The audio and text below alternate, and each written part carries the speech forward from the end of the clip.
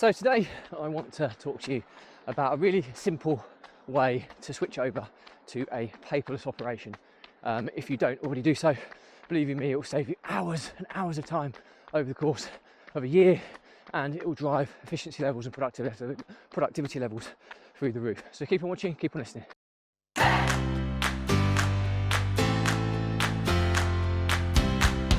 Welcome back to consecutive day 1706 of a diary of a runpreneur.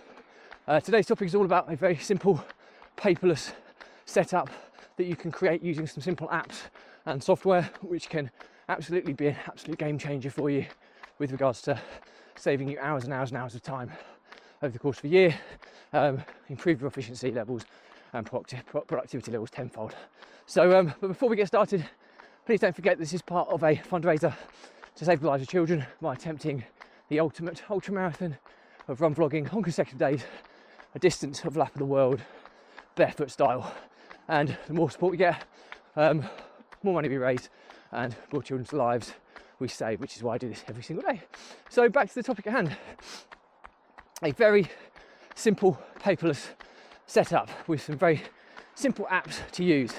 So I touched on the reasons why you should consider switching to a paperless operation if you don't already do so in yesterday's episode. So today I'm just giving you some very basic kind of tools for how you can set your own setup up. So first and foremost, you're going to need an application to store your administration or your paperwork in a digital format.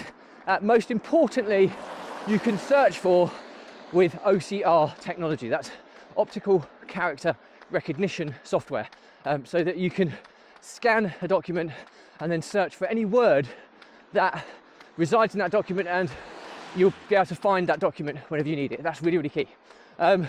Secondly, you'll need some form of scanning application in order to scan your documentation into your digital cloud, wherever you're doing it. And you'll need some form of cloud storage facility, so that, as you can probably imagine, the more documents you upload, the more space it takes up, and invariably you'll eventually need to start paying for a storage solution, but it doesn't have to cost the world. So what do we, and then I'll talk to you at the end about a few kind of hacks in which you can kind of utilize kind of email communication and stuff as well into your kind of digital archives. So firstly, so the first app I'm going to talk to you about is an app called Evernote. It is traditionally a note-taking application, but one of the main reasons I use it is that I have the paid for premium version, which is only a few pounds a month. I believe it's not a great deal at all. And you don't need the premium version to start with, but once you start building and start storing huge amounts of documentation, you will need a storage facility in the paid version. The benefit of it is it gives you 10 gigabytes every month, and that doesn't include the previous 10 gigabytes from the previous month. So you're stacking extra storage on every month with that payment subscription. So it's an incredibly cost-effective way, as you don't ever fill things up, because believe you me, 10 gigabytes is a huge amount of paperwork, and I'll be very, very surprised if you fill that up each month. Now, the other benefit of Evernote, it has an inbuilt scanning application that you can kind of utilize on your smartphone, where any paperwork comes in, you can scan it. It will OCR the document, so it will read the document and scan it into your Evernote cloud storage automatically. So really, really super intuitive, really easy to do. Is all part of the software. So Evernote is available in desktop version on the web portal. You can, I think there's various applications suitable to Android, iOS, Mac OS, iPad OS, etc., depending on whatever smart devices you're using or however you're using it. And it's kind of an all singing and dancing tool for this. Now, you can kind of use Google Drive as well, but I found the scanning and the OCR on Google Drive, you can only generally search for the title of whatever you save your notes for, whereas in Evernote you don't even necessarily need to give the scan the title. because you can keyword search them. And with the AI kind of introduction into the Evernote application now, it's even easier. You can even ask it questions and it finds relevant paperwork for you. So super, super effective. I do though, however, give things a title. It only takes a couple of seconds to do. And it just gives me a kind of a backup fail safe if for whatever reason the OCR technology didn't pick things up as I required for that specific document. So yeah, really, really simple kind of way to do it. So I've given you a couple of alternatives there.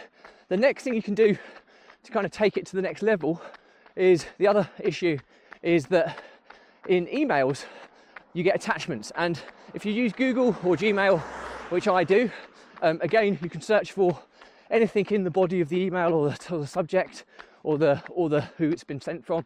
But if it's an attachment that you've been sent in digital format, you can't search for the information in that attachment using the G Drive typical search.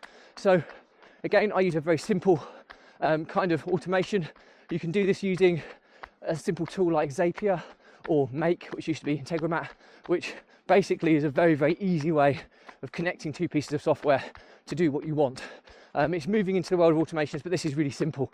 So there's a pre-built Zap, if you're using Zapier, which will allow any email that has an attachment, so whether that's an image, whether that's an attachment or a document, to automatically be sent into your Evernote storage system.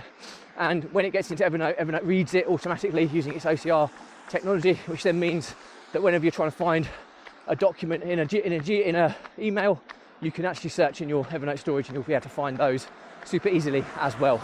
So yeah, hope that's useful. So the learnings for my diary for today is that if you're looking to set up a very simple paperless solution, you need cloud storage, you need a piece of software that's going to use OCR technology, which is going to read anything you scan into it. You need a scanning function, and finally, if you're going to use automations, you need an automation piece of software.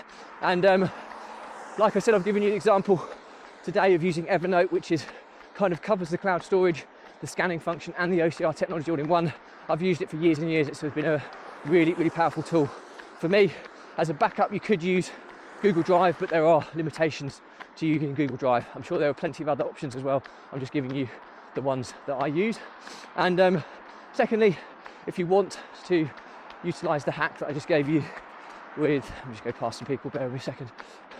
If you want to utilize the hack I gave you about having your email attachment scanned into your paperless setup as well, you'd need to use an automation piece of software, either Zapier or Make.